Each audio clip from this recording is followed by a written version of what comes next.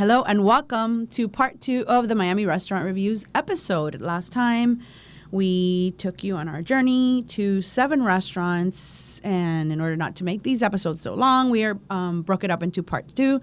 If you have not yet, you can listen to part 1, which features Amazonia, Elastica, Edan Bistro, Livello, Itamae, Grand Central, and Soraya, and Cruz. All right. So you really want to talk about Kojin? Ready? You want me to start? You want to start? I mean, I have my write-up, but you could start. No, it's fine. Okay. One of the most exciting reopenings of the year, for sure, Chef Mederos, husband and wife. The Mederos and Mederos, husband and wife team, reopened finally in the space formerly occupied by Lion on the Rambler, which makes it bittersweet for us. It's in Coral Gables. The original spot was a tiny counter behind a ramen shop where kitchen facilities were extremely limited. It has been a joy to visit and see them spread their wings without the limitations they had at the original spot. Overall, we left very impressed and hopeful about their future. We went again yesterday, and this is a restaurant that's needed, in my opinion, in South Florida, where so many chefs are presenting tasting menus that lack imagination, that they lack plating, and just overall substance. This particular chef and his wife, right? They're chefs, yeah. She does the pastry. Yeah, she does the pastry, and she's also front of the house as well. He's doing a great job. We've been there 3 times at the 2.0 or 3.0, whatever you call it. This one's 2.0. He's one of those guys that's really, really easy to like. Very, very easy to like. He's very interactive.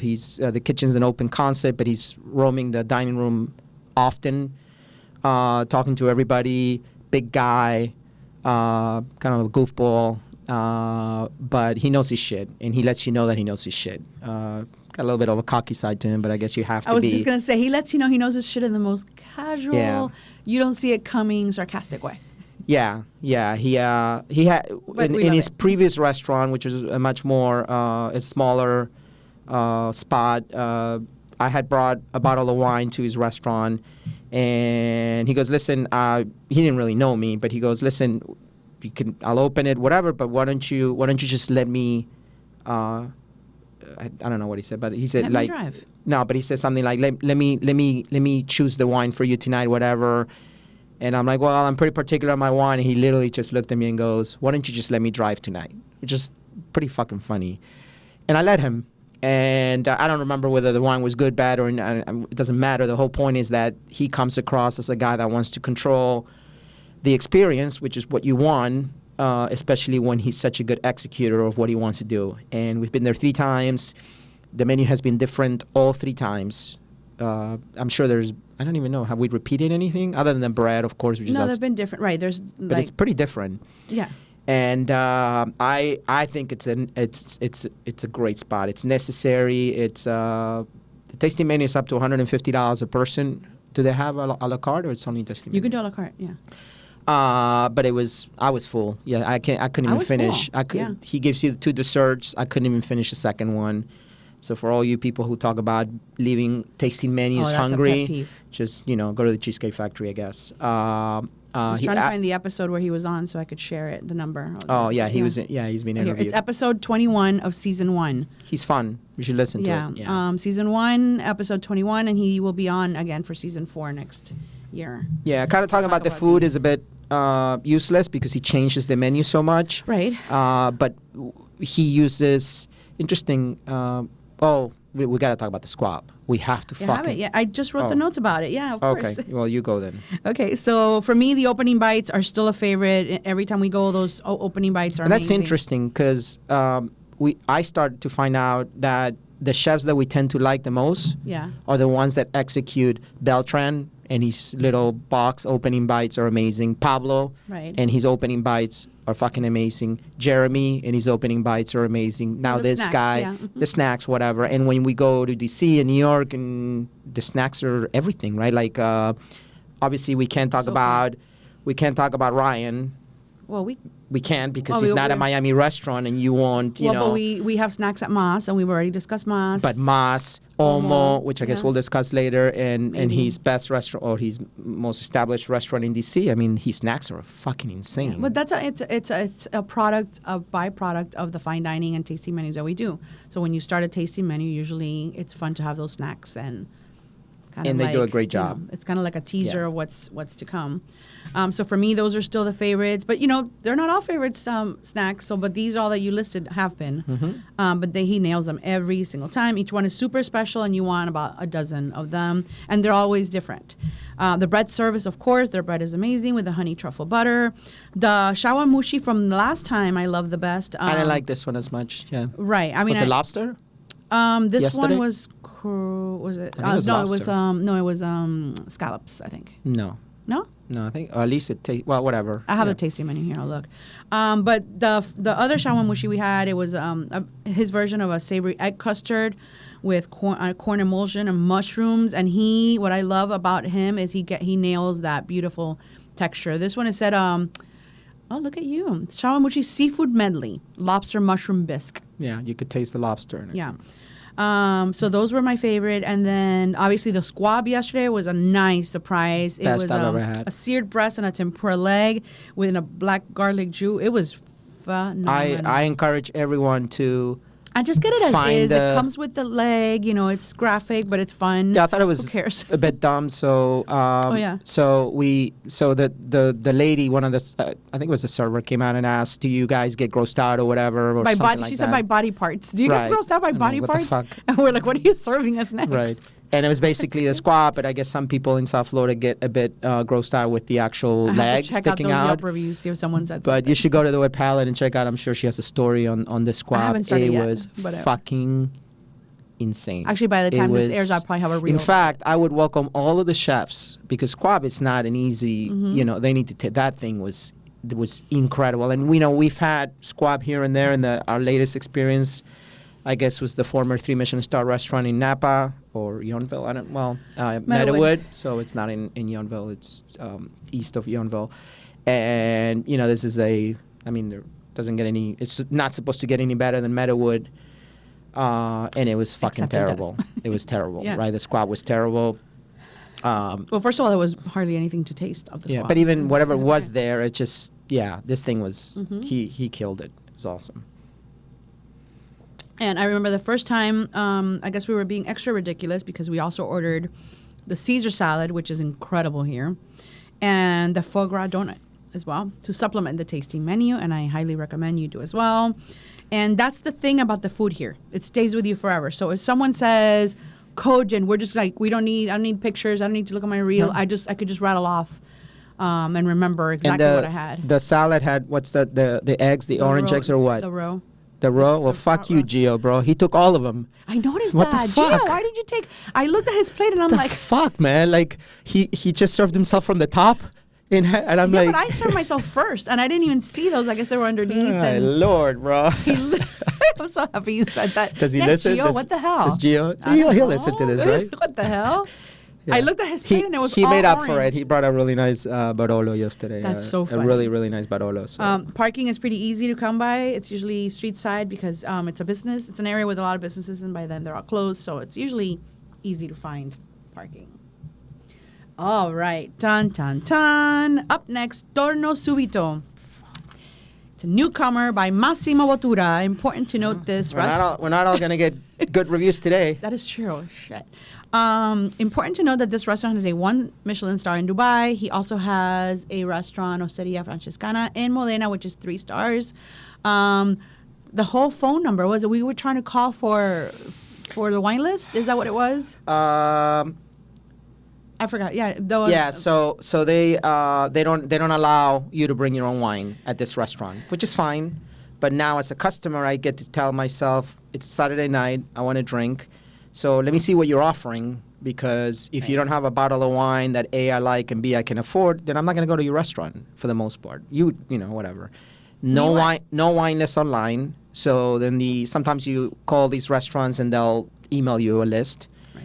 But the phone number was It wasn't disconnected. It was 000000000. Whatever. So there was no way to get in touch with them. They didn't answer way. the social media reach out. Right. And again, for me, my wife's out is for the food. I'm there mostly for the wine. And to go to a restaurant, I just figure, this guy, this chef, is a pretty important figure, especially in Europe. So I figure his wine list might be okay. But it was frustrating because you get to a restaurant. We have babysitting, and I don't want to spend an hour reviewing your wine list before making my decision. That's why I like to take a few, half hour before I go to a restaurant and kind of study your wine list so I can make some decisions on my own. And I was also calling about the parking situation because it's difficult to park there, and it listed that the parking is at a specific street, but when we got there, there's construction, so there was still couldn't find it. Well, the good thing is I'm never going back, so I don't have to worry about it. But for diners who are listening, let's hope that the one in Europe that we're going to in March is better. Let's hope so. That's a 3 Michelin star, so we'll see. But anyway, bottom line is we told the waiter, and he kind of like blew it off, and he said, the server said, I don't know what he said, and I showed him the open table screenshot. It literally says 000. So I mean, if diners are late, diners have. There's no way to get in touch with them. There's no way to get in touch with them. So you could be late. You could have a question about how, like we did the parking on the wine, and no success. Anyway, so expect the unexpected is the official concept, much like a typical day in the 305 or on the Wet Palette podcast. I suppose. A quick haphazard stroll past the narrow bar directly in front of the kitchen leads you into the dining room. So you kind of go through the bar, and you can see into the kitchen. It's a hallway. And the hallway splits the kitchen on one side and the bar on the other. So when service gets going, it's a little treacherous to get by. But to summarize, the service was actually the highlight. It was consistent. It was, other than the phone number thing, it was consistent, professional, and it was on point the entire night. We ended up loving the Som, Mauro. He was a gem. He was fun to talk to, and he easily guided us. We ended up ordering. Do you remember what we ordered? Yeah, we ordered wine. No, it was an Italian bottle. It was a Barolo. I don't remember the actual bottle, but yeah. So keep Mauro at all costs there. So the bread focused amuse bouche and the pizza. So anything bread based easily won the night. It was perfection. It wasn't hard to win the night. I guess, but it was really good. Like those bites I remember. Neapolitan style. You going back for them? No. I just remember it. The dough is perfect. Just perfect dough. And then, I guess that's pretty much it. We got the menu says scallops, fucking terrible. but there's no s in it. It's just a $36 scallop. And not that big. Yeah. Tiny, underwhelmed, while the pasta, octopus, and desserts towed the line between been there, done that, and good enough. There was nothing. This just seems like one of these places where a famous chef puts his name on the door, and that's all the involvement he had, probably, because there was nothing special about but it. he did do a homecoming dinner when he returned home, and it was $800 for dishes that the Miami CDC was putting together. It didn't even say his dishes. Yeah, but he is, when he does the Miami Beach Food and Festival, his events when he's here, they're like, what, $1,200 a person? Probably, and they sell out because it's him. Because it's Miami. Yeah. So to conclude, the thing about the splashy big name openings is that expectations are over-heightened and challenging to meet.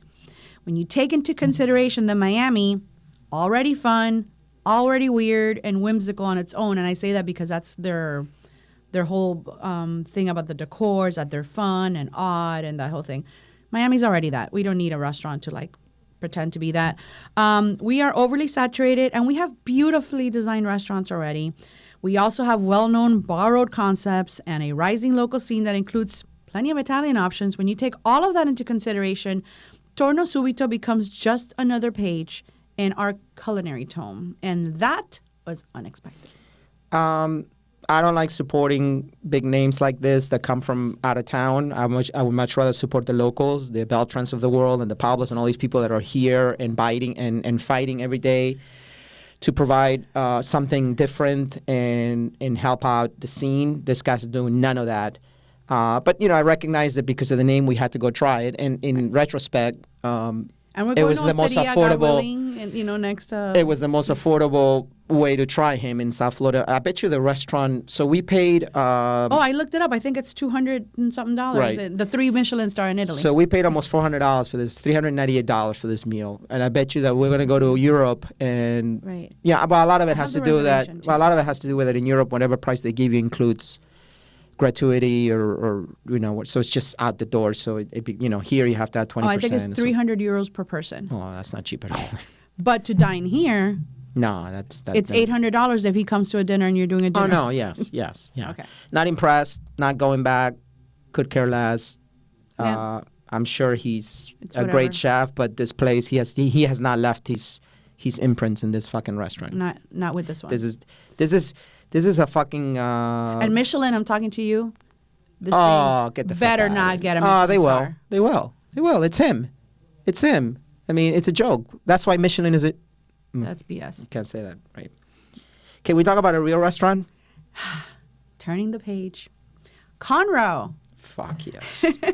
You've been wanting to talk about. You were like jumping to talk This about place- this one and Kojin. this place is Okay. ridiculous. The Florida fine dining scene is heating up. In other news, we ventured up north to West Palm Beach to experience the exclusive chef's counter at Konro. Spoiler alert: it was 100% that special journey. Hint, hint.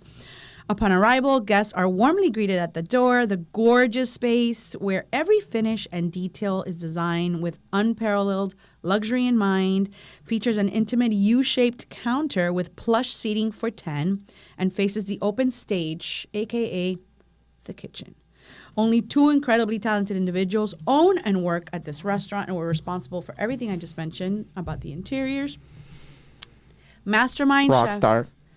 Mastermind / rockstar chef Jacob Bickelhaupt, formerly of 2 Michelin-starred 42 Grams in Chicago, and his wife Nadia, sommelier extraordinaire. Amazing. Chef Jacob preps, cooks, and plates each dish for the night with intense focus and precision, stopping only when it's time to serve and explain what he created. Meanwhile, Nadia presents diners with the perfect wine pairing pours, and explains her choice. Impressively skilled at their respective crafts, both delivered quite the show-stopping dinner experience. The tasting menu is available Wednesdays through Saturdays with one seating at $645. The cost is $390 per person, so not inexpensive. And I actually don't have details of the dishes because they're particular about not sharing the menu after you're done. And honestly, I wasn't going to record the descriptions or stop eating to write things down on my phone. Even I draw the line. But I will say the Game of Thrones eggs was probably my favorite. Yeah. And I have a reel up on my Instagram if you want to see it. I don't even know what to say about Jacob. So I will say a couple things. One, it's $390 a person when you have to, with the tax, gratuity, and all that. It was just over $1,000, $1,062. Not cheap at all. But this is one of those restaurants that I would get a second mortgage for to go dine there. It is exceptional. It is so. So with the food, plenty of food. You don't leave hungry. He's incredible. He like Brenda said, it's a 2-person show.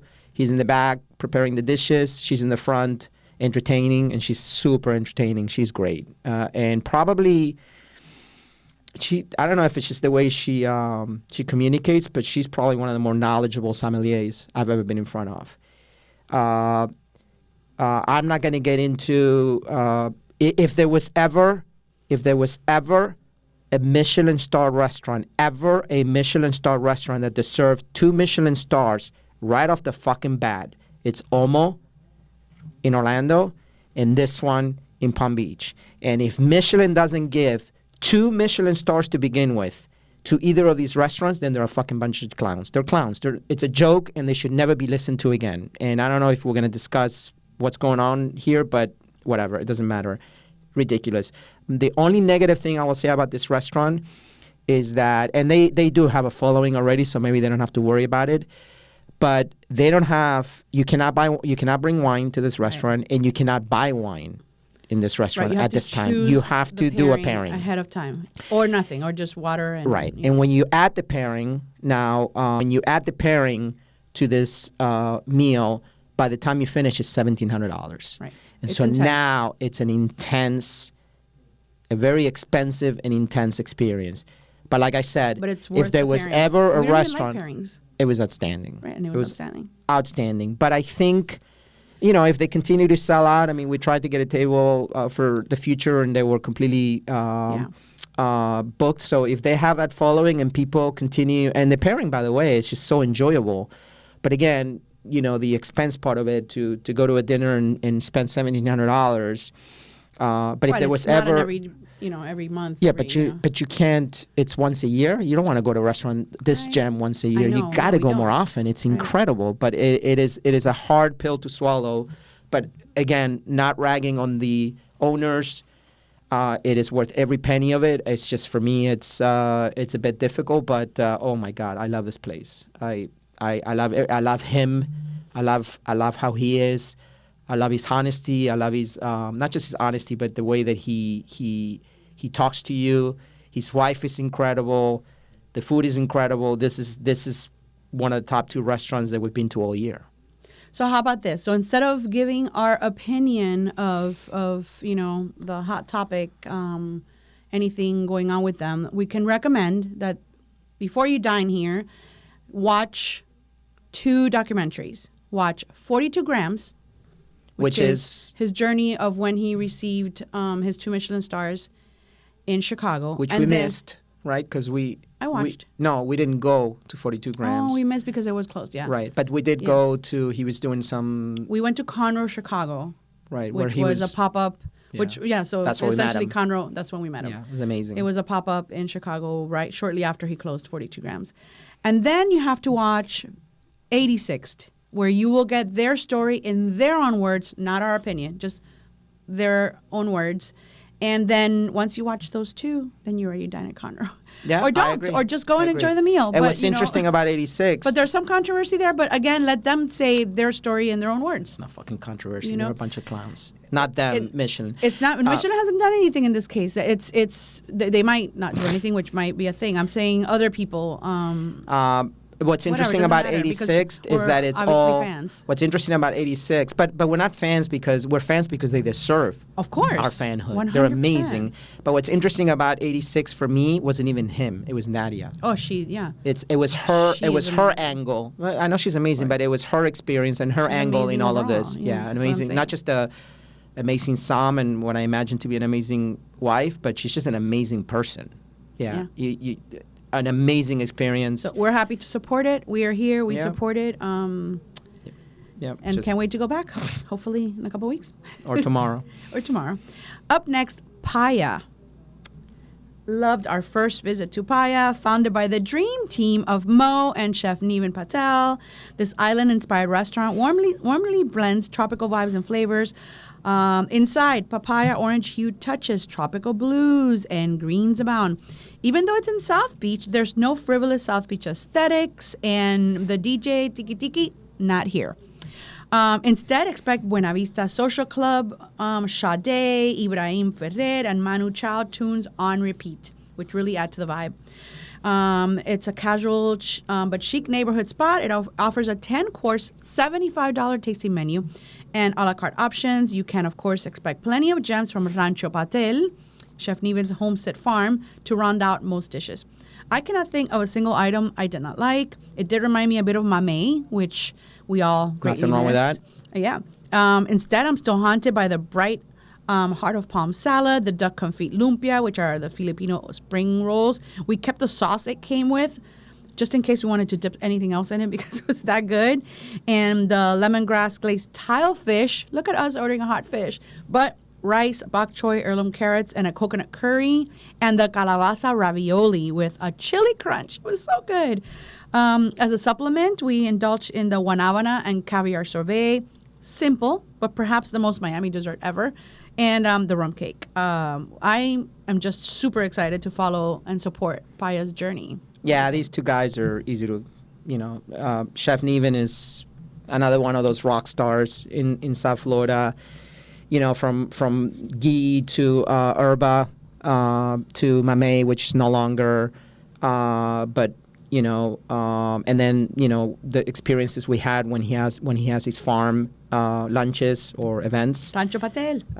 He's amazing. And now Mo, I've seen him obviously at the ranch. He's there, whatever. I said hi to him, but now I guess he was in the front of the house at Paya, so got to interact with him. Shortly thereafter, started following him on social media, and the guy's a riot. He's a riot. And this is, again, I said this earlier, when you connect with the owners or the chefs, and you become fans, and they're easy to support. Mo is like, I guess, a partner. He's not a chef. Well, he's in the kitchen, but he's in the kitchen, but he's eating in the kitchen. Yeah. Mo, we see you. These two guys are so easy to support. I mean, they can open anything and we'll go. And it's tough, right? Because ghee is amazing. Ghee is one of, I wish, it's just they're so far, but ghee is so freaking good. So good. They're opening in Wynwood too, but Kendall's probably even easier further for us. Yeah. So, and then Herba is one of my absolute favorite restaurants in South Florida, and now Paya. And Paya, I think, is going to be the bigger loser for us because it's at the beach. But at least it's at the entrance by Alton Road, so you don't have to go deep into the beach. If I can get their experience at Herba and Ghee or whatever. But, we're supposed to go back. I think we have a reservation. To the end of the month, but yeah. So, amazing. Yeah. Wine, I don't remember. The corkage fee? We didn't bring our wine that day. I don't know if I asked about a corkage fee because. We didn't ask. I think because it was a soft opening. Yeah. We'll get back to you on that. Yeah. Well, you can go to the list, right, that you keep. Right, but for right, I do have a list online for South Florida. $35. $35. $35. So the Wet Palette has a link, and you can go and see what all the corkage fees are in South Florida. And valet parking was easy. It's right in front. Yeah, so which you don't have to worry about South Beach. Very parking. helpful if you're going to have a restaurant in that area. So, yep, big fan. Right. Up next, Daniel's Florida Steakhouse. This concept is by the team of Coral Gables, Fiola. If you follow the Wet Palette, you know Fiola is a longtime favorite of both of ours. Located in East Fort Lauderdale, where Valentino's used to be. Bye, Valentino's. No, big loss. It has been completely remodeled. Hardwood floors, touches of gold and whites with green velvet booths. What makes Daniel's different is their Florida-centric focus. Again, more restaurants, maybe going for that Green Star, but more restaurants really focusing on better practices. They focus on ranches in North Florida for their steaks, so the Suwannee River, Providence cattle, and Arrowhead beef. On the menu, you'll find oysters from Florida, snapper from the Florida Keys, and cuts of prime steaks and American Wagyu from ranches, as I mentioned, in North Florida. Sourcing products locally within the state of Florida is a priority for them. And again, we've just discussed all these restaurants trying to be hyper-focused on quality and staying local. We tried a lot of the dishes as a party of four. The highlights were the Wagyu and pearls, which was the fried shiso leaf with was topped with a Wagyu beef tartare and a black garlic aioli and Kaluga caviar. The foie gras creme brulee, exactly as it sounds, but better. It has added cashews, toasted coconuts, and mango. The pastrami bao. It's a Suwannee River Wagyu brisket, rye onions, cave aged Gruyere, and Thousand Island sauce. And like any new restaurant, I'm sure there will be adjustments to be made service-wise as they settle in. But this was one of the smoothest openings we've ever been to. Yeah. Really quick, so the chef, Danny, not only do they source, but he actually, because a lot of these places source, but Danny actually rented a car and went out to these northern Florida farms and spent quite a bit of time tasting, looking, feeling the product, and chose from that what he would use. So it's commendable. But nothing, I mean, Danny's Danny, right? We knew he was going to do something like that. Great meal. It was for my birthday. A few days after my birthday, meal got cut short. Unfortunately, we didn't have the desserts. It's kind of interesting because Broward doesn't have great restaurants, in my opinion, and this is one that has a good chance of becoming one. But it's really not that close for us. It's almost, I think it might be easier to go to Miami, right? Yeah. So. But we do have friends that live out that way in East Fort Lauderdale, and I'm sure that when we meet up with them, this is a place that most likely, and they were with us that night. I mean, anything that's from the Fiola guys, and they were all there, right? Because it was an opening. So Daniel was there, the Sam, Danny, the chef, Tom, the owner. Yeah, if you are looking for an East Fort Lauderdale spot, they put a lot of effort into this one. Okay. So It has easy. Oh, forgot to mention it has easy valet parking. So, but definitely get there. It's yeah, and an outstanding wine list, which obviously with Daniel Bishop from Fiola, Fiola yeah. being the Sam, obviously we knew that he was going to have a great wine list as well. All right. Up next, I don't know if it's Sparrow or Sparrow. I don't know if I keep saying Sparrow because of Sparrow, whatever. So that was a grand surprise. It's in Woodwood. It's next to Q, across from Uchi. Pretty unassuming from the outside, and then once inside, wow. The amount of work done here is impressive. Miami really does, as we mentioned, have beautiful restaurants. It feels like you're on some luxury cruise. Oh, they spend some money in these places. I know. Holy Now, I shit. was fully expecting Miami Tiki Tiki once again here, but there was none of that. The vibe here is actually live jazz music with a small 2-3 person band, and in between they play 90s and 2000s hip hop. So cool. And we were bopping along the entire time. I was told that it used to be so loud you couldn't hear yourself speak, but thankfully that was not the case for us. Our server actually recognized us from another restaurant, which was unexpected. Service was great. We enjoyed every single thing we tried here, which was also surprising. Is it food that reinvents the wheel? No. Is it outrageously priced compared to other No. Miami spots? Not really, considering the other menus around. Under $400 with a very, very, very reasonable $25 corkage fee. Yep. So just to rattle off the things that we had that we enjoyed, the Wagyu Carpaccio, which was excellent. It had shaved burgundy black truffles, grilled octopus. They nailed it. The truffle cacio e pepe, Mickey spicy rigatoni alla vodka. The steak, we had a 10-ounce Calabrian chili rubbed New York strip, which is not our usual thing. We usually don't like, we like naked steaks, but this was perfect. And the citrus olive oil cake, I asked for the passion fruit sorbet to be left out, but then of course it was sitting on passion fruit. But regardless, the cake was amazing. Wine, I later found out the beverage director is J.C. Santana, formerly of L'Atelier de Joe Robuchon, also an interview on my podcast. I don't have the number of which one it was, but it's season 1. And because of the vibe, it lends itself to a celebration spot, I guess. It's not quaint, it's not relaxing, it's not romantic. It is full-on Miami scene as you would expect, but it was unexpectedly great, I thought, and I would absolutely return. Absolutely. Right? Great. Well-executed concept. Great the way they did it. Very, very good how they executed it. I like it a lot more than the one by the entrance of Brickell Island, whatever, Brickell Key, whatever. What's the one? Delilah? Delilah. I Oh, like this Delilah, one. Well, yeah. they're going for the same. It's a very similar But vibe. better, yeah, I think. Well, whatever. Delilah is a beautiful spot, but Yeah. Delilah is very pretentious. The servers are very stuck up, and the ladies in the front, I don't know what the fuck's going on with them. But they're the Miami hostesses, don't you know? Yeah, I mean, whatever. And the food is much more at a much higher price point. This place it's just amazing, right? The ceiling almost looked like wood. a cruise, right? Like a boat. Yeah, no, this place is a keeper. Much smaller, or at least it felt more quaint. The food was great, or it was good enough for the space. We liked the cacio e pepe. It was really good. $25 corkage fee, under $400, and you get the band, you get the music. I would absolutely return with other people. So just because it's a fun spot, right? So you wanna, yeah. Yeah. But also has substance. So. Oh, yeah, absolutely. So, all right. Next one. Amano by Diego Oca. Or Amano by Oca. Another actually. rock star. Rockstar. 10 years ago, I wrote about Lamar, Miami for the first time on my blog. Today, we bring you a close-up look at the recently launched tasty menu experience, Amano by Oca. The idea of creating a multi-sensory handcrafted dinner journey for guests was inspired by Chef Diego Oca's love of pottery, a hobby that he actually undertook during COVID shutdowns. What if he thought he could take that new passion a step further and create tableware to present and serve his cooking? And so he did. A hotel room at the Mandarin Oriental Hotel, home to Lamar, Miami, which we also love, overwent a transformation into a ceramic studio, which we were able to tour. There, Oca designed and created over 400 plates and pieces of tableware for the exclusive use of Amano. Each piece, made without a mold, is meant to fit a specific dish. Visual and edible art combined. The inaugural journey, which we tried on opening week, takes you through 8 meticulous courses.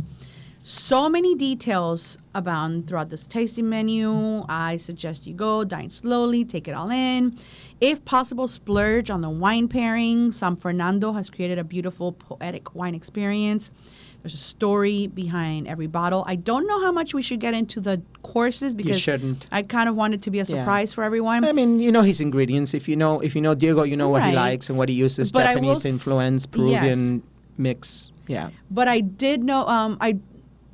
I do want to add that I was surprised with the ending, what he ended with. He didn't end with like what everyone ends with usually on a tasting menu.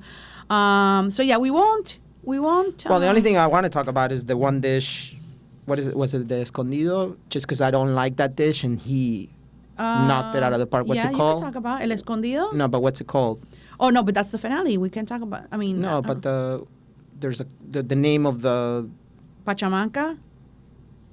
No, it's the dish that I don't usually like because of the thickness of the. But there's a name to that. Pachamanca. Is that what it's called? Yeah. No. Okay, doesn't matter. Doesn't matter. That's fine. Yeah, I don't want to talk about it because that's like the closer. It's like the big spoiler. I just actually interviewed Chef Diego. It's episode 54, and he actually goes into some detail about it. But there's just a lot of surprise factors that if we kind of go into, I feel like will ruin the experience. So I don't. I think I don't want to talk about it. But do expect the unexpected. It's important to know it's only available Thursdays, Fridays, and Saturdays. It's within Lamar. So it's not a different room. It's inside the actual Lamar dining room. There's 2 seatings, 6:15, 9:15. Only 10 diners per seating. It's $260 per person, and that does not include beverages or tax or charges. Yeah, it's once if you're gonna drink, it's about $1,000 night. But it's a very unique. I don't know. The concept to me is kind of interesting. The pottery is kind of cool. I didn't really think much of it until he took us upstairs and showed us the transformed hotel room that is now his within the hotel where he actually does the pottery. And then that because without that you don't really understand the work that goes into. At least I don't. My the closest thing I can think of is Ghost, the movie where she's whatever. I don't know what goes into that. But when you realize the inventory, you go into that room and you're like, holy shit, this guy's putting hours in here. Right. And but at the end of the day, I'm for him. He's just another very very easy guy to like, very legit. Follow him on social media. He's great. He's so easy to like, and he's I love Lamar. I love his food. I just this concept. I think it's one to try. I don't know how often you can do that at that price point, but if you can, go for it. It's really special because he is elevating. Lamar is not. This is not Lamar. I mean, this is a very complete. This is a very. There's a very. It's a tasting menu, small dishes, very elaborate. Kind of like Konro, right? Like he's going for that, for those tastes, and it's just, he's amazing. It was awesome. All right. And last but not least, unless we want to get into Orlando later, I don't know if we have time. No, but at least just kind of go through it quickly. So last in the official reviews, Sunny's, ecstatic to get this one back. We were so in love with it, and then poof, they were gone for remodeling. The new space reminds me a little bit of the surf club. I don't think did it remind you of the surf club? For me, it did, with the palm tree carvings. But you're the interior designer, so I guess you. Everything was pretty much outstanding all around. I remember now why I'd consider them for a top to be on my top restaurants list a couple of years ago, but then I couldn't add them because they closed, and it's so sad. But I remembered right away why. I'm still thinking about that night, and I cannot wait to return. We didn't even make a dent on the menu. There's still so much to try. And highlights, this one is tough. I loved it all, truly, but okay. Parker House rolls. Sure. The chicken liver mousse. Fucking amazing. But that's more me. I love that. And the agnolotti, obviously. Ridiculous. Well, the blue crab. That agnolotti is, I think that was a Jaguar Sun too, right? That was a Jaguar Sun. Yeah. There was one hiccup with the sauces for the steak. We ordered a, no, I know, but it's one thing to note. We ordered a 26-ounce dry-aged ribeye. We were presented with sauces. We didn't never really order sauces, so we thought it was because they charged us. Right, and then they charged $15. Which the guy took off the menu. They took it off. They dealt with it. I always say it's how you recover, which is fine. It's just saying, like, make sure that if you order a sauce, if you're going to charge, make sure people order it. Or the other way around. Or you tell them if you want the sauces, we're going to charge. Because it's $15. It wasn't like $15, right? Yeah, per, and it was 2. No, I think it was for both. I think it was for both. Doesn't matter. But whatever. It was unnecessary charge. We definitely didn't order it. It was fine. They recovered fine. But know that if they bring you sauces, there is going to be a charge for it. If you like the sauces, then get them. They were good. The thing here is that they aren't trying to be over the top about anything for a green star or a star. And, it's just damn good food. And most of it is comfort eats, but done extremely well with the service to match. I actually loved our seats, which were by a window, which in Brenda speak, that means AC and a roof, where we could see the beautiful banyan tree outside without having to be outside in the heat. And in the past, if you don't know, it used to be just picnic tables and, you're out there to the elements. If it rains, it rains. The parking is now a private lot.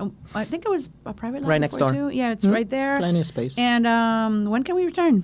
Yeah, so this is now their third concept, I guess. Jaguar Sun, then was it called Sunny's before they closed for renovations? I don't think so. It was loosely called Sunny's, and it was like lot 6 or 60. Yeah. Like it was. But this is easily their best. It was called Sunny's. This is easily their best foot forward. I don't usually like steakhouses. I think they're limiting, right? Like I love bourbon steak because the guy does more than just steaks. Daniel's not, because Danny will give you a heck of a plate of pasta and whatever. And Sunny's has plenty of, even though they're a steakhouse, they have plenty of stuff on the menu as well. So, this the whole package. This is the absolute place to return, hopefully with friends, because you want to order some more stuff. Fun fact, Eli Manning sat next to us with his wife. Pretty unassuming guy, sat right in the middle. Nobody recognized him by me. Right. It's pretty funny. So whoever sent him there rather than some stupid New York whatever restaurant was really, because he doesn't just show up to a place like that, right? I mean, you have to assume that somebody sent him there. Right. Great spot. Affordable, great spot. The steak was $110, but it was a large steak. Everything else was super affordable. Looking forward to it. Okay, we got 15 minutes. Can we do 4 restaurants? Well, we can just talk about them. Overall Orlando. We can talk about them. We really did a quick 48-hour escape to Orlando. Yeah, so the wife wanted to go back to Victoria and Albert's after their long. They were closed for years. Yeah. I mean, so we started there. That was, I think, Well, we had been before, so that's. We've been before. We were very young in terms of fine dining or whatever you want to call it. Like we were impressed, but I don't know if today going back to that we would be impressed. But it was cool. The service is cool. The new Victoria and Albert's is just new paint in my opinion, new paint on the walls, new carpet. It's the same old food. And it's expensive as fuck. I mean, I'm not interested. It's just not, it's $1,600. I mean, we just talked about Konro, $100 more or whatever, and you go to Konro. Right. It's just not. Yeah, it's not one. I think they're stuck in the past. Like there wasn't any. I think that's part of their charm, but maybe. But and I don't fault them for that. I think for us, it's just that we went to Omo first, and then to see a restaurant in the now. And then we go to Victoria and Albert's, which still felt dated. Is it a Disney? It's a Disney property. Well, it was still. There you go. They can't do anything right by me. Like Disneyfied food. I mean, it's fine. It's fine. Yeah. But are we going to go out of our way to go back there? No. I'm not going back unless someone else is paying. Omo, right? Yeah. So let's talk about Omo. Yay! So we keep talking about Omo. Talk about the chef. Okay, so I'm not ready with notes on that specifically. Just quickly, who the chef is. So it's Ryan Ratino of 2 Michelin-starred Jont in DC and 1 Michelin-star Bresca. And they're actually opening a new bar now. Now in Fort Lauderdale. And now he has Mas in Fort Lauderdale, which we also love and we've also discussed. And then he opened Omo, and it's called Omo by Jont. So it's basically, you're getting the Jont experience in Orlando. And we don't have to fly to DC. Might actually be better than Jont. And we actually like it a little. Sorry, Ryan. I'm not sure. Ryan, interview probably by the time this airs is probably the last chef interview I'm going to have on the podcast. But the thing about that space, so it's basically about a 3.5 hour dinner. There's 3 different spaces. You start in what's called the living room. Everything's prepaid. So once you get there, that's it. Well, the wine. Well, the is wine. not. I know, but Right. meaning like you get there, you don't have to. There's no menu. You just get there. You're greeted, and you enter into the living room, which is a beautiful space, casual, where you have bubbly and snacks, our favorite, and then you move on to the actual counter, which you go inside, and that's about a 2-hour or so experience, hour and a half. Almost 2 hours. And that's the main dining. And then you end for about 45 minutes in the dessert parlor, which is the 3rd space. Yeah, it's a cool experience. So it's a very cool experience, but it also has the food to back it up. So no, I mean, Ryan. this is 2-star dining, real 2-star dining in Orlando. Well, Ryan should get his 3rd star at Jont. We're hoping he gets it Well, he now should. on December 9th. He should. I mean, he absolutely should. Ooh, maybe And, this airs after that. And Ooh, I hope you got the star, Ryan, if so. And yeah, almost star. amazing. It was $1,156, which included $150 bottle of wine. So again, one of So those significantly special. less than Victoria and Albert's. Oh yeah, Wow. yeah, almost $650 less. Again, it's Orlando. You got to either drive there or take the train, which we're planning on doing hopefully soon. But anything with Ryan, we will support. He just opened up the brunch at Moss that we went to a few weeks back, and it was really, really different, I thought. Yeah. Because it's high end style of It's at brunch. the Four Seasons. It's gonna be. Yeah. And anything Ryan does is really, I mean, come on. So Olmo and Konro are just so special right now in Florida. So we went to Bombay Kitchen, which is a very casual Bombay Street Kitchen. I think I missed the Bombay Street Kitchen, Yeah. Which is a very casual spot in Orlando. Oh my God, if you're anywhere in Orlando, you can get off the exit, off the turnpike. I think it's a 10-minute drive from the exit. Legit. Don't even think about it. Food, so Yeah, it's just real. It's real street Indian food. I mean, the name kind of cheapens it because you hear Bombay and you're like, it's like one of those chains or whatever. But the food was amazing. And then Sushi Saint, we went that weekend too. It's a hand roll. Well, we should go back and do. They actually have an omakase, but what we did is we did the hand roll sushi bar by Chef. Do you remember the name of that? I don't remember the name. Fine. They have a Bib Gourmand. Not that you care. But well, I listen to you where to go, not to Michelin. I don't need Michelin to tell me where to go. But I do. It was really good. It was set at the counter. Michael's the chef. Very big space. We sat at the counter and had, I think it was like 6 progressions that we chose from. They have different menu options. Menu and it was amazing. It was really delicious. Yeah. I would love that. They also have a 1 Michelin star restaurant called Soseki. It's a Amano omakase, which we've never been able to do yet in Orlando, but hopefully we will. Back in Orlando, huh? I know. They're opening some. Hey, Miami, watch out. Orlando's coming for us. Yeah. Woo. All right, it's a wrap. That's it for today. This concludes part 1 and 2 of this mega-sized restaurant review episode. Thank you for joining us. What did you think? Send us your thoughts. Or don't. Depends. Well, we're dishing out criticism, so we got to be able to take it. Criticize. I know. You can criticize me all you want. No, that's right. We paid for it. Or even better, give us a rating, a good rating on Apple Podcasts or Spotify because it helps the podcast. That's it. Until next time. Bye. Thanks, everybody. Whoop, whoop.